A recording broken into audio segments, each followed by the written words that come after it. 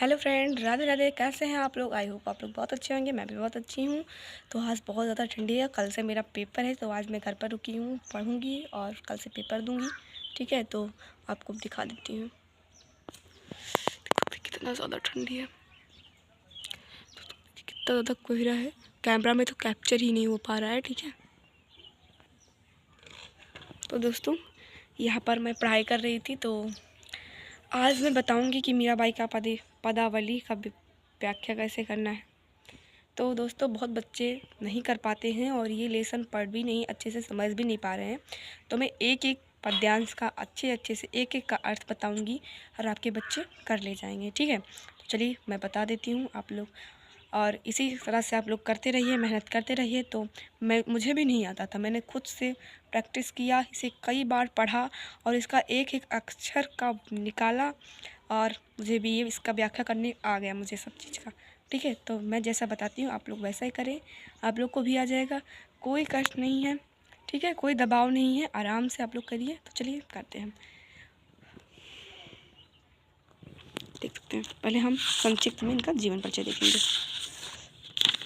ये देख सकते हैं, मैंने बुक ओपन की है। मैं कोई दूसरा लेसन पढ़ रही थी, तो अब हम बुक देखेंगे। तो देख सकते हैं, ये देख सकते हैं पदावली मीराबाई। अब ये देखिए 114 पेज नंबर है। अब ये हम खोलेंगे। ये देखिए लेसन खुल गया है। अभ्यास 3 मीराबाई जीवन परिचय चक्र सन 1998 1556 ईस्वी में। इनका जन्म 1498 ईस्वी में होता है, मृत्यु 1546 ईस्वी में। ठीक है, संक्षिप्त में इनका जीवन परिचय देखेंगे हम लोग। देखिए, तो चलिए जन्म सन 1498 ईस्वी में, जन्म चित्तौड़ मेवाड़ राजस्थान। पिता का नाम राजरतन सिंह, पति का नाम कुंवर भोजराज। रचनाएं राग गोविंद नरसिंह जी का मायरा, राग बिहग गीत गोविंद की टीका, गरबा गीत। भाषा शैली साहित्य ब्रजभाषा, मुक्तकात काव्य शैली। निधन सन 1546 ईस्वी में द्वारका में पद गाते हुए। विशेष कृष्ण भक्त की दीवानी तथा जोधपुर की संस्थापिका पक्की परपोत्री। ठीक है, संक्षिप्त में देखो तो ज़्यादा बड़ा वीडियो हो जाएगा, तो ये तो आपके बच्चे आराम से याद कर लेंगे। मैं यहाँ से लेकर इतना याद करती थी यहाँ तक, और रचनाकार यहाँ से यहाँ तक, और भाषा शैली यहाँ से यहाँ तक याद करेंगे हम लोग और पेपर में लिखेंगे। तो चलिए गाते हैं पदावली। ठीक है, बसो मेरे नैनन में नंदलाल, बसो मेरे नैनन में नंदलाल।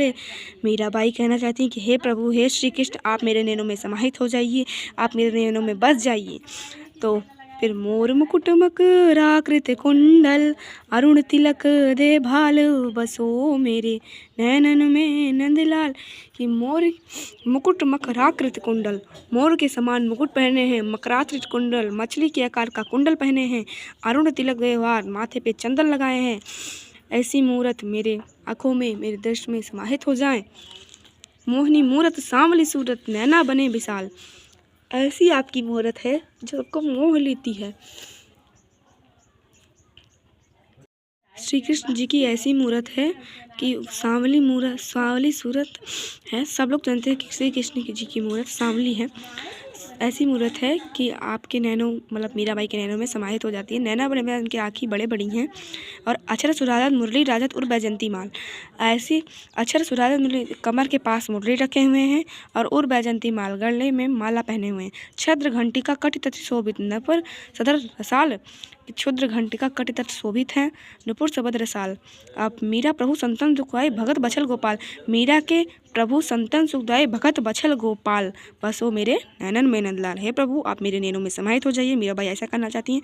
तो ये इतना का मैंने अर्थ बता दिया है, एक एक वर्ड का मैंने अर्थ बताया है, और इसकी व्याख्या आराम से हो जाएगी। अब अगर भी आप लोग को नहीं आ रहा तो यहाँ से हेल्प ले दे सकते हैं। देख सकते हैं लिखा है मकराकृत कुंडल, मैंने बताया था ना, मछली के आकार के कुंडल पहने हैं। अरुण तिलक लाल चंदन लगाए, मैंने बोला था ना यहाँ पर अरुण तिलक देभाल, माथे पे चंदन लगाए हैं लाल कलर का। अक्षर ओठ राजत शोभित, अक्षर मतलब ओठ, अक्षर मतलब ओठ, और राजित मतलब शोभित, राजित मतलब शोभित। ठीक है, तो इससे आप हेल्प ले सकते हैं। और ये मैंने दिया था, मैंने इस पर पूरा व्याख्या कर लिया है। और ये देखिए इसको भी सारा लिखा है। क्वेश्चन आंसर की बात करते हैं। चलिए क्वेश्चन आंसर आपको बता देते हैं। पहला लघु उत्तरीय प्रश्न, मीराबाई का जन्म कब कहाँ हुआ? मीराबाई का जन्म 1498 ईस्वी में मेवाड़ चित्तौड़ या राजस्थान में हुआ था। ठीक है, इतना लिखना है आपको। फिर कृष्ण भक्ति की एक कवयित्री का नाम उल्लेख कीजिए। मीराबाई, ठीक है, ये देख सकते हैं, मैंने भी लिखा भी है।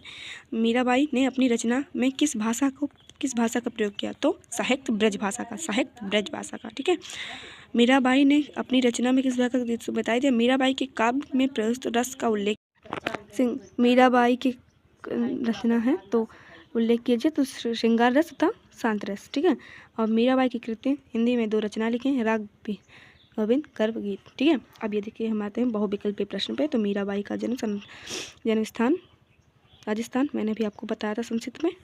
मीराबाई की कृतियाँ, नरसिंह जी का मायरा, मीराबाई का उपन्यास श्री कृष्ण। देखिए 4 ऑप्शन दिया है, तो किसको ज़्यादा मानती थी? तो कृष्ण भगवान को। ठीक है, लास्ट क्वेश्चन बताएं, मीराबाई की भाषा शैली साहित्य ब्रज भाषा।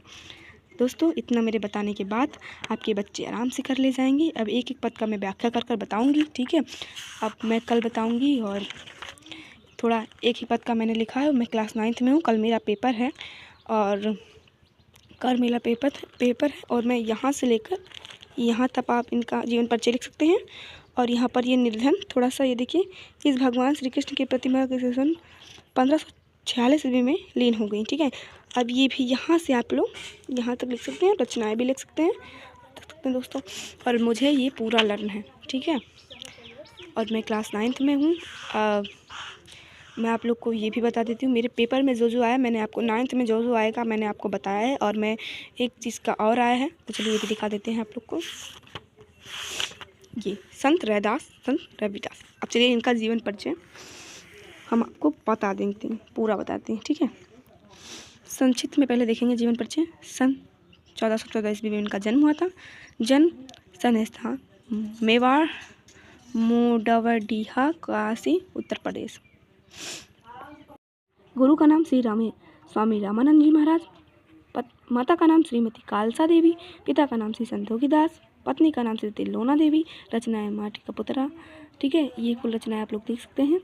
और भाषा शैली इनकी सरल भाषा और खड़ी बोली उर्दू फारसी समेत। और निधन इनका सन 1540 ईस्वी में काशी में हुआ था। और ये क्या जीवन परिचय है, इन्होंने लिखा है, प्रभु जी तुम चंदन हम पानी। अब इसका मैं आपको एक एक अच्छे से बताती हूँ। रैदास बोल हैं कि अब कैसे छूटे राम नाम का लट लागी। अब राम का नाम कैसे छूट सकता है? प्रभु जी तुम चंदन हम पानी, प्रभु जी तुम चंदन हम पानी, जाकी अंग अंग बस समानी, प्रभु जी तुम चंदन हम पानी। प्रयास करने हैं कि हे भगवान आप चंदन हैं तो हम पानी हैं, क्योंकि चंदन तो सब लोग चंदन में पानी डालकर तभी तो मस्तक पे लगाते हैं। तो इसलिए बोल रहे हैं कि आप चंदन हैं तो मैं पानी हूँ, जाकि अंग में जिसको माथे पे आप समर्पित करते हैं। प्रभु जी तुम घन ओ हम मोरा, जैसे चितवत चंद चकोरा। ओ जी आप घन हैं तो मैं मोरा हूँ, जैसे चितवत चंद चकोरा। ठीक है, प्रभु जी तुम दीपक हम बाती, जाकी ज्योत बरे दिन राती। दीपक है पर बाती नहीं तो दिया कैसे जल सकती है? तो यही बता रहे हैं कि प्रभु जी तुम दीपक हम बाती, जाकी ज्योत बरे दिन राती। प्रभु जी तुम मोती हम धागा, जैसे सोने पे मिलत सुहागा। प्रभु जी कह रहे हैं, मतलब रैदास कह रहे हैं कि प्रभु जी आप मोती, अगर आप मोती हैं तो मैं धागा, अगर मोती है धागा नहीं है तो कैसे काम होगा? ठीक है, ऐसे बता रहे हैं जैसे सोने में मिलत, इसको पहन कर आप सोने में सुहागा हो जाते हैं। प्रभु जी तुम स्वामी हम दासा, ऐसी भक्ति करे रैदासा, कि ऐसी भक्ति मैं कर रहा हूँ। प्रभु जी आप स्वामी हैं और मैं दासा हूँ, ऐसी भक्ति करे रैदासा। अब मैंने इसका बता दिया, इसका आप लोग व्याख्या अच्छे से कर सकते हैं। मैंने व्याख्या किया, इसका सारे का उत्तर भी आप लिख सकते हैं। अगर व्याख्या करने आएगा तो सिर्फ व्याख्या कर देना, और ये उत्तर भी करने आएगा तो उत्तर भी कर देना। ठीक है, चलिए इसको हम बहुविकल्पीय प्रश्न आपको बता देते हैं। संत रैदास का जन्म कब हुआ था? मैंने अभी बताया ना 1414 ईस्वी में। संत रैदास जी के गुरु का क्या नाम था? स्वामी रामानंद जी महाराज। स्वामी रामानंद जी महाराज। संत रैदास जी की रचना अब माटी का पुतरा प्रभु जी की रचना संत रैदास, उन्हीं की रचना संत रैदास जी ने किया है। संत रैदास जी की मृत्यु कब हुई? 1540 ईस्वी में। 1540 ईस्वी में, ठीक है। और अगर भी आप लोग नहीं समझ पाए तो ये देखिए, ये भी दिया है, इससे आप लोग कर सकते हैं व्याख्या, ठीक है। चलिए मिलते हैं। मैंने आपको बताया 2 चैप्टर का मेरे आ रहा है, मेरे 4-5 चैप्टर दिया है। तो फिर आप जैसे मीराबाई का, रैदास जी का, कबीर दास का, इसमें मेरे तीनों आया तो मैं तीनों लिख दूँगी। 3 में से एक लिखना है, आप जो भी लिख सकते हैं। तो मेरे सर ने बोला कि आपको तीनों याद है तो आप तीनों लिख सकते हैं, लेकिन क्या फ़ायदा लिखने का जब नंबर उतना ही मिलेगा। तो मुझे तीनों याद है। तो फ्रेंड, आप लोग को मैंने बता रही थी कि बहुत ज़्यादा ठंडी है, तो थोड़ा देखते हैं, लोग को दिखाना चाहते हैं। बहुत ज़्यादा ठंडी है। मैं पढ़ने आई थी छत पे, सोची थोड़ा सा धूप निकला हो, लेकिन कुछ भी नहीं निकला है धूप। देख सकते हैं पूरा इधर उधर कुछ भी, सूर्य भगवान भी नहीं दिख रहे हैं। पूरा देखिए अंधेरा है ना, एकदम लग रहा है कि शाम है। तो फ्रेंड, ऐसे ही वीडियो के साथ मेरे साथ बने रहिए। आपको किसी और चैप्टर का व्याख्या नहीं आ रहा है तो मुझे कमेंट बॉक्स में बताइए, मैं ज़रूर बताऊंगी इस व्याख्या के बारे में। और ठीक है दोस्तों, फ्रेंड, ऐसे ही वीडियो के साथ मेरे पास बने रहिए। और अगर आपको वीडियो अच्छा लगे तो फिर मैंने बताया है, लाइक सब्सक्राइब शेयर कमेंट ज़रूर करिएगा, प्लीज़ हमें सपोर्ट करिए। और ऐसे ही वीडियो के साथ मेरे पास कमेंट करिए। अगर भी किसी भी चैप्टर का आपको व्याख्या नहीं आ रहा है तो मुझे बताइए, मैं आपको बताऊंगी, ठीक है। तो चलिए अब मिलते हैं आपसे नेक्स्ट ब्लॉग में। Thank you watching guys, all bye. इसका मतलब आप लोग जान जाइए, क्योंकि मेरा पेपर है, मुझे और भी सब्जेक्ट पढ़ना है। पढ़ाई में एक दिन में 2 पेपर है, क्योंकि छुट्टी हो जाएगी 20 तारीख से। शायद मेरी ना हो, पर देखते हैं, हो सकता है कि नहीं। मैं 9th में हूँ, आप लोग को क्लास भी बता सकती हूँ। मैं 9th में हूँ। आपको जिस सब्जेक्ट का कुछ भी पूछना है, कुछ भी क्वेश्चन आंसर चाहिए, मुझसे मेरे पास कमेंट करिए, ठीक है दोस्तों। मिलेंगे आपसे नेक्स्ट ब्लॉग में। बाय बाय बाय, जय श्री राम।